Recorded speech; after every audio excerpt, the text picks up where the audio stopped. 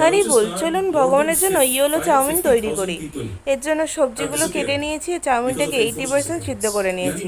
তারপর সব সবজিগুলো সুন্দর করে ভেজে নিয়েছি এক এক করে। গাজর আর ক্যাপসিকাম এ দুটোকে মোটামুটি একসাথেই ভেজে নিয়েছি। আর আমার এই রেসিপিটা সম্পূর্ণ বিস্তারিতভাবে আমার চ্যানেলে দেওয়া আছে লং ভিডিওতে। তোমরা চাইলে দেখে নিয়ে রান্নাটা করে দেখতে পারো। অসাধারণ আর একটু অন্যরকম চাউমিনের টেস্ট হয়, ভিন্ন স্বাদের চাউমিন।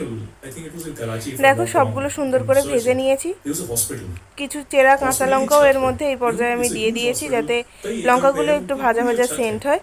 এবার ভাজা সব একসাথে নামিয়ে নিয়ে ওই তেলের মধ্যে দিয়ে দিয়েছি জিরে, তেজপাতা, শুকনো লঙ্কা আর একটু হিং দিলেও তোমরা হিংটা ইউজ করতে পারো। আমি এখানে হিং অ্যাভয়েড করেছি, তোমরা যদি চাও ইউজ করতে পারো হিং আর দারচিনি।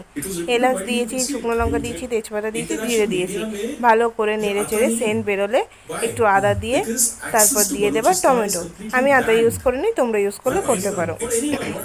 টমেটোগুলোর মধ্যে একটু লবণ দিয়ে সিদ্ধ সিদ্ধ হয়ে গেলে তেল ছেড়ে দিলে দিয়ে দেবো সবজিগুলো ভালো করে মিক্স করে চাউমিনগুলো অল্প অল্প করে দিয়ে সুন্দর করে মিক্স করে নিলেই আমাদের হলুদ চাউমিন রেডি। তেজপাতা আর এলাচের যে একটা সুন্দর সেন্ট, তোমরা একবার অবশ্যই ট্রাই করবে আর কেমন হয়েছে আমাকে জানাবে। দেখা হবে অন্য কোনো ভিডিওতে। আমাদের চাউমিন ভোগ লাগানোর জন্য একবারে রেডি। ভগবানের প্রসাদ হয়ে গেছে, দর্শন করো, ভোগ দর্শনে দুর্ভোগ কাটে। আমার চ্যানেলটিকে সাবস্ক্রাইব করে পাশে থাকবে।